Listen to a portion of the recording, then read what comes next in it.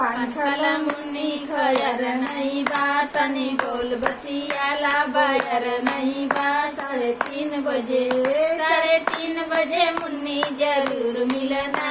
3:30 बजे 3:30 बजे मुन्नी जरूर मिलना।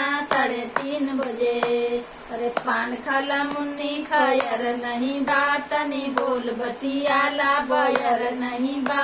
3:30 बजे 3:30 बजे मुन्नी जरूर मिलना। 3:30 बजे 3:30 बजे मुन्नी जरूर मिलना।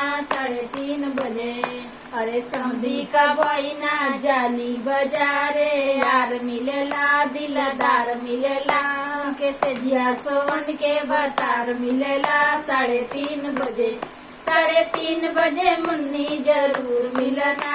3:30 बजे 3:30 बजे मुन्नी जरूर मिलना। 3:30 बजे 3:30 बजे मुन्नी जरूर मिलना। 3:30 बजे अरे पान खाला मुन्नी खयर नहीं बा, तनी बोल बतियाला बयर नहीं बा।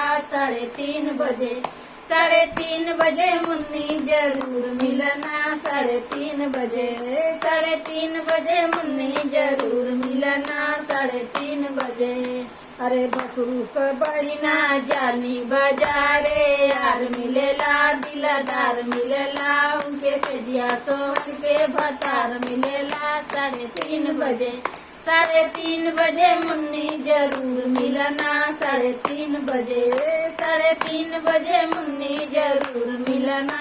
3:30 बजे अरे पान खाला मुन्नी खयर नहीं बा, तनी बोल बतियाला बयर नहीं बा। 3:30 बजे 3:30 बजे मुन्नी जरूर मिलना। 3:30 बजे 3:30 बजे मुन्नी जरूर मिलना। 3:30 बजे अरे दुल्हा का बहिन जानी बाजारे, यार मिलेला दिलदार मिलेला, कैसे जिया सोन के बतार मिलेला। 3:30 बजे 3:30 बजे मुन्नी जरूर मिलना। 3:30 बजे 3:30 बजे मुन्नी जरूर मिलना। 3:30 बजे 3:30 बजे मुन्नी जरूर मिलना। 3:30 बजे अरे पान खाला मुन्नी खयर नहीं बा, तनी बोल बतियाला बयर नहीं बा। 3:30 बजे 3:30 बजे मुन्नी जरूर मिलना। 3:30 बजे 3:30 बजे मुन्नी जरूर मिलना।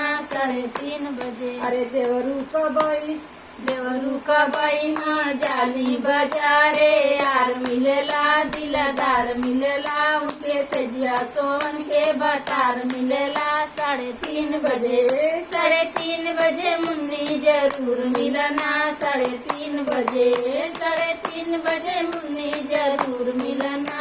3:30 बजे